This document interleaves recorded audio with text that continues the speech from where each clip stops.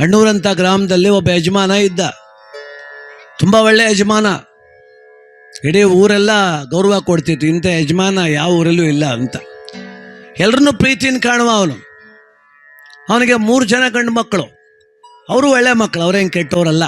ಯಜಮಾನ ತುಂಬ ಚೆನ್ನಾಗಿ ಊರ ಕಾರ್ಯ ನಿಂತು ಮಾಡ್ತಿದ್ದ. ಎಲ್ಲರನ್ನೂ ಪ್ರೀತಿ ವಿಶ್ವಾಸದಿಂದ ಕಾಣ್ತಿದ್ದ. ಜಾತಿ ಧರ್ಮ ಊರು ಕೇರಿ ಅಂದೇನೆ ನಮ್ಮ ಇಡೀ ಗ್ರಾಮ ಅನ್ನುವಂಥ ಭಾವನೆ ಅವನಲ್ಲಿತ್ತು. ಅವನಿಗೆ ವಯಸ್ಸಾಯಿತು, 95 ವರ್ಷ.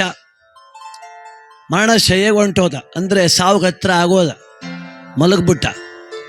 ಊರವ್ರಿಗೆಲ್ಲ ಕುತೂಹಲ, ಇವನೇನೋ ನಮ್ಮೂರು 60-70 ವರ್ಷದಿಂದ ಯಜಮಾನಿಕೆ ಮಾಡ್ದ, ಈಗ ಅವಯ್ಯ ಸತ್ತೋಗ್ತಾನೆ. ಅವನಿಗೆ 3 ಜನ ಗಂಡು ಮಕ್ಕಳು ಅವರೇ. ಯಾರು ಕೊಟ್ಟೋಯ್ತಾನೋ ಕಾಣಲ್ಲ ಯಜಮಾನಿಕೆಯ ಅಂತ. ಯಾರು ಕೊಡ್ಬೋದು ಇವನು? ಆ 3 ಜನ ಗಂಡು ಮಕ್ಕಳಿಗೂ ಆಸೆ, ನನಗೆ ಕೊಡ್ತಾನೆ ನಮ್ಮಪ್ಪ ಯಜಮಾನಿಕೆಯ ಅಂತ. ಅವ್ರ ಅಲ್ಲೇ ಸಲಿ ಅಗ್ಲಿಗೆ ಹಾಕ ಓಡಾಡ್ತಾವ್ರು ಊರು ಸುತ್ತ, ನಾನೇ ನೆಕ್ಸ್ಟ್ ಯಜಮಾನ ಅಂತ. ಬೀದಿಲೆಲ್ಲ ಎಳ್ಕೊ ಹೋಯ್ತಾನೆ. ನನ್ನ ಕಂಡ್ರೆ ನಮ್ಮ ಅಪ್ಪಂಗೆ ಪ್ರೀತಿ ನನಗೆ ಕೊಡ್ತಾನೆ ಅಂತ.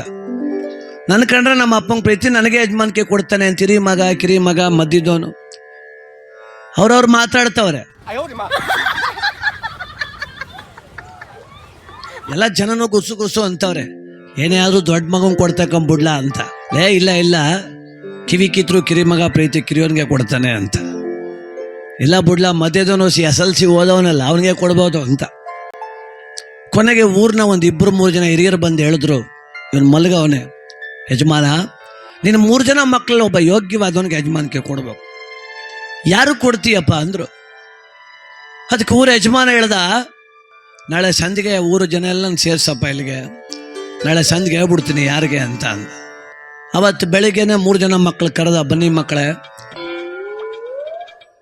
ನೀವು ಒಳ್ಳೆಯವರು, ನಂಗೆ ಗೊತ್ತು, ನೀವು 3 ಜನ ಏನು ಕೆಟ್ಟವರಲ್ಲ. ಆದರೆ ಇವತ್ತು ನಿಮ್ಗೊಂದು ಪರೀಕ್ಷೆ ಮಾಡ್ತೀನಿ ನಾನು. ಈಗ ಹೊರಟ್ಬಿಡಿ, ಎಲ್ಗಾರ ಹೋಗ್ರಿ, ಕೇಮ್ದೊಡ್ಗೆ ಹೋಗಿ, ಮಳವಳ್ಗೆ ಹೋಗಿ, ಮಂಡಿಗೆ ಹೋಗಿ, ಮದ್ದೂರಿಗೆ ಹೋಗಿ, ನಂಗೆ ಗೊತ್ತಿಲ್ಲ. 3 ಜನ ಒಂದೊಂದು ಒಳ್ಳೆ ಕೆಲಸ ಮಾಡ್ಕೊಬಂದು ಸಂಜೆ ಹೊತ್ತು ಕೇಳಿ, ಯಾರು ಅತ್ಯಂತ ಶ್ರೇಷ್ಠವಾದ ಕೆಲಸ ಮಾಡ್ತಾನೋ ಅವನಿಗೆ ನಾನು ಈ ಊರ ಯಜಮಾನಿಕೆ ವಹಿಸ್ಬಿಡ್ತೀನಿ ಅಂದ. ಅವ್ರಿಗೂ ಆಸೆ. ಹೊರಟರು 3 ಜನ. ಬೆಳಗ್ಗೆ 9 ಗಂಟೆ ಹೊರಟೋರು, 4-4:15 ಬಂದರು. ಹಿರಿ ಮಗ ಅಪ್ಪ ಕೇಳ್ತಾನೆ, ಎಲ್ಲಿ ಹೋಗಿದ್ದೆ ನೀನು, ಏನು ಒಳ್ಳೆ ಕೆಲಸ ಮಾಡಿದೆ ಅಂತ. ಅದಕ್ಕೆ ಇವನಂದ, ಅಪ್ಪ, ನಮ್ಮ ನೆಂಟ್ರಿಗೆ ಅನ್ನ ಹಾಕಿದರೆ ಸ್ವಾರ್ಥ ಆಯ್ತದೆ, ಬಂಧು ಬಳಗ ಕರೆದು ಅನ್ನ ಹಾಕಿದರೆ ಮುಯಿನ ಅನ್ನ ಆಗ್ತದೆ, ಯಾರನ್ನ ಕರ್ಕೊಂಡು ತೋಟದಲ್ಲಿ ಪಾರ್ಟಿ ಮಾಡಿದ್ರೆ ಪಾರ್ಟಿ ಆಗೋಯ್ತದೆ.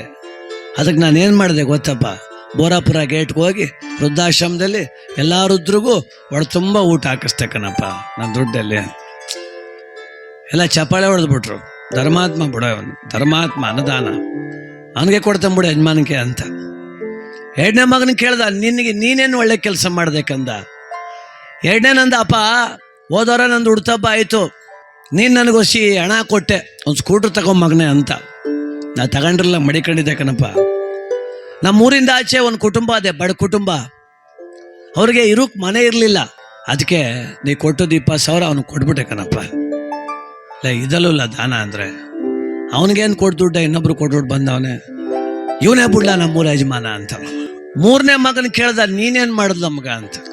ಅಪ್ಪ, ನಾನು KM ಬಸ್ ಸ್ಟ್ಯಾಂಡ್ ತಾವ ಕೂತಿದ್ದೆ, ನಮ್ಮೂರನ್ನೇ ಒಯ್ತಿದ್ದ, ದಬಾರಂತ ಬಿದ್ದುಬಿಟ್ಟ ಕಣಪ್ಪ, ತಲೆ ಒಡೆದೋಯ್ತು, ಗ್ಯಾನ್ ತಪ್ಪೋಯ್ತು.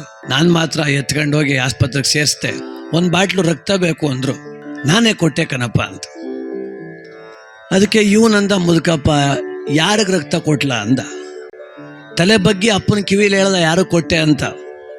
ಅಪ್ಪ ಅಂದ, ಊರ ಜನಕ್ಕೆಲ್ಲ ನೋಡ್ರಪ್ಪ, ನಾಳೆಯಿಂದ ಈ ಊರಿಗೆ ನನ್ನ ಚಿಕ್ಕ ಮಗನೇ ಯಜಮಾನ ಅಂದ ಅವನು. ಇವರು ಕೋಪ ಹೊತ್ಬಿಡ್ತು, ಅದ್ಯಾವ್ದು ದೊಡ್ಡದಾನವಪ್ಪ ನೀನು ಈ ಕೆಲಸ ಮಾಡ್ದಲ್ಲ ನೀನು. ಅದಕ್ಕೆ ಯಜಮಾನ ಅಂದ, ಮಗ, ಅವನು ರಕ್ತ ಕೊಟ್ಬಿಟ್ಟು ಬಂದೆ ಅನ್ನಲ್ಲ, ಅದೇನು ಮುಖ್ಯ ಅಲ್ಲ, ಯಾರು ಕೊಟ್ಟೆ ಅಂತ ಹೇಳ್ದ ನನಗವನು. ಯಾರು ಕೊಟ್ಟವಂಗೆ ಗೊತ್ತಲಾ, ಈ ಊರೊಳಗೆ ನನಗೆ ಯಾರು ಶತ್ರುಗಳಿಲ್ಲ ಅನ್ಕೊಂಡಿದ್ದಾರೆ ನೀವು. 2 ಎಕರೆ ಹೊಲಕ್ಕೆ ಒಬ್ಬನ ಜೊತೆಲಿ 25 ವರ್ಷದಿಂದ ಯಾಜ್ಯ ಆಡ್ತಾವನೆ. ಅವನು ನಾನು ಹೊಡೆದಾಡಿವಿ, ಸ್ಟೇಷನ್ಗೆ ಹೋಗಿವಿ.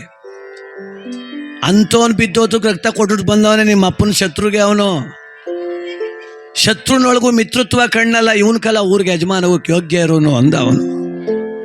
ಶತ್ರುವಿನಲ್ಲೂ ಸ್ನೇಹತ್ವ ಹುಡುಕೋ ಪ್ರಯತ್ನ ಮಾಡಬೇಕು. ನಂಬಿಕೆ ಕಳ್ಕೊಂಡು ಜಗತ್ತಲ್ಲಿ ನಂಬಿಕೆ ಹುಡುಕೋ ಪ್ರಯತ್ನ ಮಾಡಬೇಕು. ಆಗ ಮಾತ್ರ ಜೀವನದಲ್ಲಿ ಚಂದವಾಗಿರ್ಲಿಕ್ಕೆ ಸಾಧ್ಯ.